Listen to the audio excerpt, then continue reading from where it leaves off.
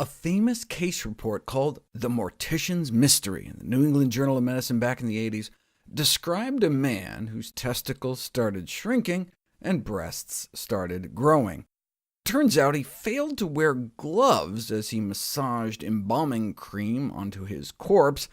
They conclude there must have been some estrogenic compound in the cream that got absorbed through his skin into his body, one of the first such cases described. This case was cited as inspiration by a group of researchers that came up with a new theory to explain a breast cancer mystery. Why do most breast cancers occur in the upper outer corner of the breast? The standard explanation was simply because that's where most of the breast tissue is located, as the so-called tail of the breast extends up into the armpit. But that doesn't explain this. It didn't always used to be that way. There's been a shift towards that upper corner. And it doesn't explain this: greater genomic instability, chromosome abnormalities that may signal precancerous changes. There definitely seems to be something happening to that side of the breast, and something relatively new, just in the last 50 years or so. Is it possible that the increasing use of underarm antiperspirant, which parallels increasing breast cancer incidence, could be an explanation for the greater number of tumors and the disproportionate incidence of breast cancer in the upper outer quadrant of the breast, near where the stick, spray, or roll-on is applied? There's a free flow of lymph fluid back and forth between the breast and the armpit, and if you measure aluminum levels in breasts removed after mastectomies, the aluminum content of breast tissue in the outer regions near the armpits was significantly higher, presumably due to closer proximity to the underarm region. This is a concern because in a petri dish, at least, it has been demonstrated that aluminum is a so-called metalloestrogen, having proestrogenic effects on breast cancer cells. Long-term exposure of normal breast tissue cells in a test tube to aluminum concentrations in the range of those found in the breast results in precancerous type changes. And then once the cells have turned, those same concentrations can increase the migratory and invasive activity of human breast cancer cells in a petri dish. This is important because women don't die from the tumor in the breast itself, but from the ability of the cancer cells to spread and grow at distant sites like the bones, lungs, liver, or brain. But we don't care about petri dishes, we care about people. In 2002, a paper was published in the Journal of the National Cancer Institute, in which the underarm antiperspirant habits of 800 breast cancer survivors was compared to women who never got breast cancer, the first study of its kind, and they found no indication of a link between the two.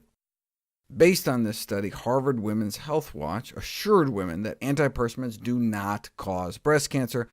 Women who are worried that antiperspirants might cause breast cancer can finally rest easy. But 2 months later, this study. Frequency and early onset of antiperspirant deodorant usage with underarm shaving was associated with an earlier age of breast cancer diagnosis, as much as 20 years earlier. In women using antiperspirant and shaving their armpits more than 3 times a week.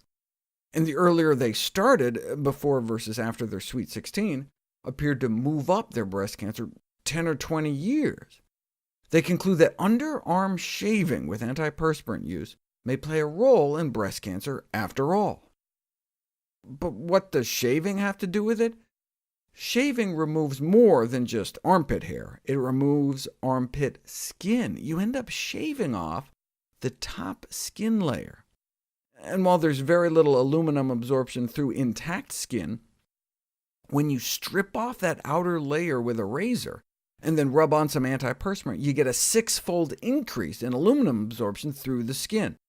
So good news for women who don't shave, but on the other hand, the high through-the-skin aluminum uptake on shaved skin should compel antiperspirant manufacturers to proceed with the utmost caution. European safety authorities and the FDA specifically advise against using aluminum antiperspirants on damaged or broken skin, yet shaving before antiperspirant application can create abrasions in the skin. I'm sure everyone knows about the FDA warning, having read Title 21, Part 350, Subpart C50-5C1 of the Code of Federal Regulations.